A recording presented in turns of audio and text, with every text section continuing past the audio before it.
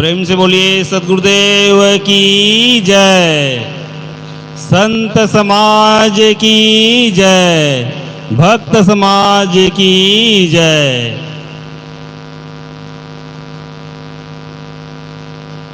पूज्य गुरुदेव जी,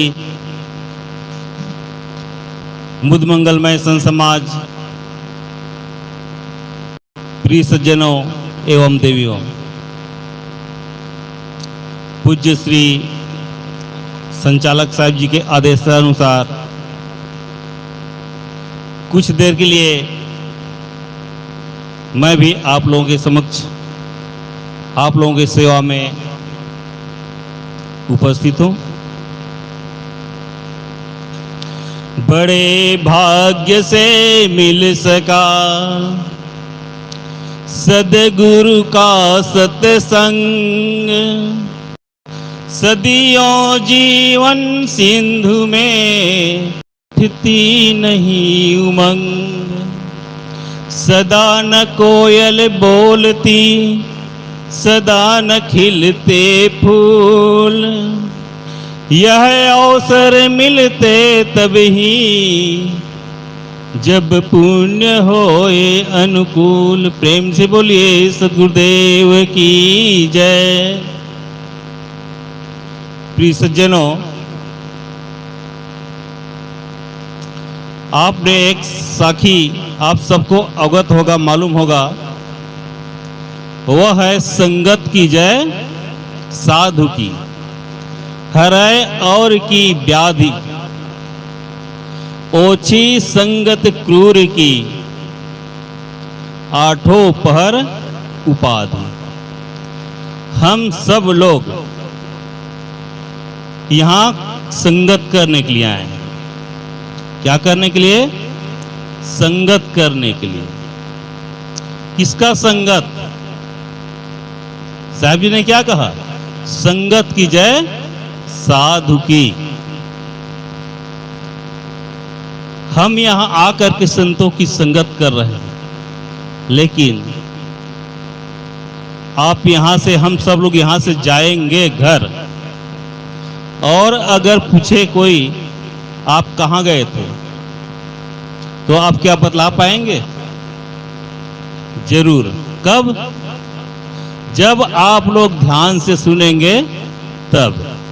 और इधर उधर ध्यान होगा, सत्संग में ध्यान नहीं लगाएंगे, तो आप शायद नहीं बतला पाएंगे सत्संग से क्या लाभ है। बंधुओं, मैं शॉर्ट में बतला देना चाहता हूं कि सत्संग से क्या लाभ है। शायद आप न बता पाए, या और बता पाएंगे वो आपको धन्यवाद है। सत्संग से क्या लाभ है? तो सत्संग से सद्बुद्धि मिलती है। क्या? सद्बुद्धि मिलती है। लेकिन बंधुओं, रामायण में कितना अच्छा कहा गया है, सद्बुद्धि तो मिलती है।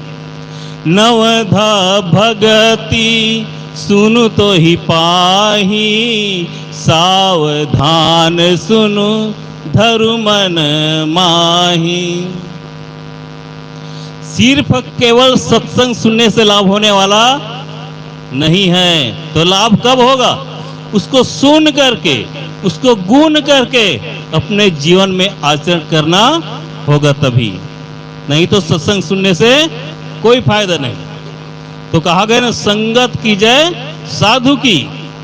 क्यों नहीं कहा गया कि संगत की जय जुआ? बताओ। संगत की जय शराबियों की, संगत की जय मंजन करने वालों की। तो क्या कहा? संगत की जय साधु की। अब इसमें यह भी देखा जा सकता है, भाई साधु किसे कहा जाए? साधु के भेष में बहुत से लोग हैं। ऐसा साधु है सफेद वस्त्र पहने हुए हैं, ऐसा साधु है पीला वस्त्र पहने हुए हैं, ऐसा साधु है आप देखे होंगे गेरुआ वस्त्र पहने हुए हैं, और ऐसा भी साधु देखे होंगे आप बिना वस्त्र के भी है। ऐसा भी साधु है जो अन्न आहार करता है, फलाहारी है, खान पान सबसे अलग है। लेकिन मैं यहां पर कहना चाहूंगा, आप संगत करेंगे तो किसका संगत करेंगे? साधु की। अब देखा जाए साधु की कैटेगरी में कितने लोग हैं। अब ये सोचेंगे कि साहब बतला रहे हैं तो सिर्फ साधुओं के बारे में बतला रहे हैं, ऐसी बात नहीं है। मैं भक्तों के बारे में भी कह रहा हूं। लखनऊ में एक प्रोग्राम में मैं पूज्य गुरुदेव जी के साथ में गया था, तो एक ऑफिसर आए। ऑफिसर ने कहा कि साहब जी, मैं संत 4 प्रकार से संत सुना हूं। कितना? 4 प्रकार के संत। एक असली संत, एक असली साधु, दूसरा कहा असली के बाद नकली साधु। अब सोचेंगे साधु भी नकली होता है क्या? तीसरा कहा दखली साधु, और चौथा कहा फसली साधु। आप लोग भी जरा ध्यान दीजिएगा, हम नकली साधु हैं कि फसली साधु हैं। अब ऐसी बात नहीं कि हम साधुओं के बारे में कह रहा हूं मैं, हम असली भगत हैं कि नकली भगत हैं, इस पर भी ध्यान दीजिएगा। साहब ने सिर्फ साधुओं के बारे में नहीं कहा, वो भक्तों के बारे में भी कहा कि आप असली भक्त बनिए। असली क्या कहा है? असली भगत, असली संत। तो आइए इस पर कुछ और थोड़ा आगे बढ़ाते हैं। उस ऑफिसर ने कहा कि असली संत कौन है? आप जरा ध्यान दीजिएगा, असली संत कौन है? जो संत के भेष में आकर के अपने जीवन को शुद्ध, निर्मल, सात्विक, ध्यान योग्य बनाता है, ध्यान में मगन रहता है, ध्यान में रत रहता है। जो किसी भी प्रकार के गांजा, भांग, धतूरा, चंडू, चर्स, सिगरेट, अनैतिक काम नहीं करता, वह है असली संत, और वह असली भगत भी है। और दूसरे में क्या कहा उस ऑफिसर ने? फसली संत। सॉरी, दूसरे में क्या कहा? असली के बाद नकली संत, नकली साधु। तो जरा गौर कीजिएगा, उसने क्या बताया कि नकली साधु वह है जो साधु के भेष में आकर के गुड़ाखुर करता है, मंजन करता है, शराब पीता है, गांजा पीता है, साधु के भेष में जरूर है, और पता नहीं क्या क्या अनैतिक काम करता रहता है। वो क्या है? नकली साधु। और उसी प्रकार से आप ले लीजिएगा, भगत भी है नकली, जो यहाँ आकर तो मस्त सुन रहे हैं और यहाँ से जरा से भी उठे तो बाहर जाकर फिर रगड़ने लगे। तो क्या है? नकली भगत है। और यहाँ तो बने हुए असली, लेकिन यहाँ से निकले तो नकली बन गए। बंधु, आप सबसे मेरा गुजारिश है, सबसे निवेदन है, साधु होना चाहिए पक्का होके खेल, कच्चा सरसों पेर के खरी भय ना तेल। तो उस ऑफिसर ने बताया कि पहला असली और दूसरा नकली, और तीसरा बदलाया, क्या बदलाया? फसली। तीसरा बदलाया फसली साधु। कई साधुओं को देखा जाता है अपने घर गृहस्थी में रहते हुए, बीवी बच्चा के साथ में रहते हुए, हाँ देखे अमुक जगह आज भंडारा है, वहां वो चले जाते हैं, दान दक्षिणा ले फिर अपने घर में चले गए। उसको क्या कहते हैं? फसली साधु। और उस ऑफिसर ने बतलाया, चौथा में क्या कहा? दखली साधु बतलाया। तो दखली किसे कहते हैं? देखे आबादी जमीन, गौचर जमीन, सरकारी जमीन, वहां पर हनुमान जी बिठा दिए और उस जमीन को दखल कर लिए, तो उसको क्या कहते हैं? दखली साधु। उस ऑफिसर ने जो कहा उसको मैं आपके सामने ज्यों के त्यों रख दिया। आप सोचेंगे अब असली संत कौन है, फसली संत कौन है, दखली संत कौन है? और असली और नकली भक्तों में भी देखिएगा, हम असली भगत हैं कि नकली भगत। तो मैं कह रहा था कि संगत की जय साधु की हरै और की व्याधि।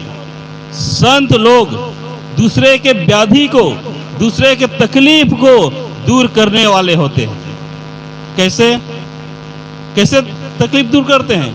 जैसे यहाँ ज्ञान की बातें बतलाते हैं, और उस ज्ञान को हम सब लोगों को अपने जीवन में धारण करना है, तभी हमारे दुख दूर होगा। जिसे आप डॉक्टर के पास जाते हैं आप, और अगर टेबलेट दे और कहे कि सुबह शाम दोपहर इसको गर्म पानी के साथ यूज करना है, और घर में जाकर आप भूल गए, यूज नहीं किए, तो क्या वो टेबलेट आपका स्वास्थ्य के लिए लाभ होगा? बिल्कुल नहीं होगा। उसी प्रकार से संत लोग बतला रहे हैं अच्छी अच्छी ज्ञान की बातें, उसको अपने जीवन में धारण करना है, तभी हमारा जीवन सफल, सुखद एवं मंगलमय होगा। तो मैं कह रहा था, संगत की जय साधु की हरै और की व्याधि, ओछी संगत क्रूर की आठों पहर उपाधि। ओछी कहते हैं दुष्ट व्यक्ति, खराब व्यक्ति। जो व्यक्ति गलत काम करता है वह दुष्ट व्यक्ति है, खराब व्यक्ति है। जैसे आप लोग ट्रेन में सफर किए होंगे और अचानक कोई कारणवश टिकट ना ले पाए और ट्रेन में बैठ गए, तो भले टीटीआई ना आए, आपको डर भय बना रहता है कि कभी टीटीआई ना आ जाए और पकड़ ले, जेल में ना डाल दे या फिर पेनाल्टी ना ले ले। कब तक आपको डर भय बना रहता है? जब तक आप अपनी मंजिल को सफर नहीं कर लेते। उसी प्रकार से हम गलत आदमियों के साथ में हम संगत करेंगे तो कब तक दुख होगा? मात्र 1 घंटा 2 घंटा नहीं, जीवन भर, मतलब 24 घंटा। साहब ने कहा ना, आठों पहर उपाधि। 1 घंटा 2 घंटा 4 घंटा बल्कि नहीं, आठों पहर मतलब 24 घंटा। साहब ने यहाँ पर समय को 8 पहर में विभाजित किया गया है। 3 घंटे का 1 पहर अर्थात 8 या 24 घंटा। हम किसी चोर के साथ में, किसी व्यभिचार के साथ में, किसी शराबी के साथ में हम संगत करेंगे तो हमें भी उसका प्रभाव जरूर पड़ता है। बंधुओं, मैं यही कहना चाहूँगा, चाहे हम संत हों, चाहे हम भगत हों, चाहे हम घर के मुखिया हो, जब तक हमारा जीवन सुधार नहीं होगा तब तक हम दूसरों को उपदेश देंगे तो कोई प्रभाव पड़ने वाला नहीं है। जैसे एक छोटा सा एग्जाम्पल बताऊं, एक भाई साहब अपने गांव में, अपने जन्मभूमि में गया था सत्संग के कारण, और ऐसे ही मंच में सत्संग कर रहा था। तो एक भगत ने कहा, साहब जी आपके भाई शराब पी करके नाली में लौट रहा है, नाली में गिर गया है, और आप यहाँ बड़ा साधु बन करके सत्संग सुना रहे हो कि शराब नहीं पीना चाहिए, गांजा नहीं पीना चाहिए, बीड़ी नहीं पीना चाहिए, तो आपका उपदेश कैसे हम पर पड़ेगा? उस संत ने कहा, उपदेश देने का 2 ही तरीका है, एक प्रैक्टिकल, एक थ्योरी।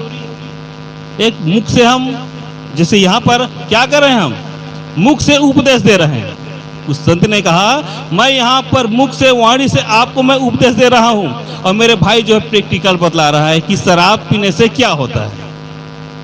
बंधुओं, ये नहीं सोचना चाहिए कि कोई भी संत हो गए हैं तो उसके घर वाले गलत हो गए, या उसका घर वाले का खान पान गलत है, वो अच्छा नहीं है। जो जैसा करेगा वैसा भरेगा। आपको अगर अच्छा बनना है तो अच्छा प्रेरणा लीजिए संतों से, अगर गलत करना है तो बात अलग है। तो मैं कह रहा था, संगत की जय साधु की हरै और की व्याधि, ओछी संगत क्रूर की आठों पहर उपाधि। प्रेम से बोलिए सतगुरुदेव की जय। साहेब बंदगी, साहेब बंदगी, साहेब बंदगी।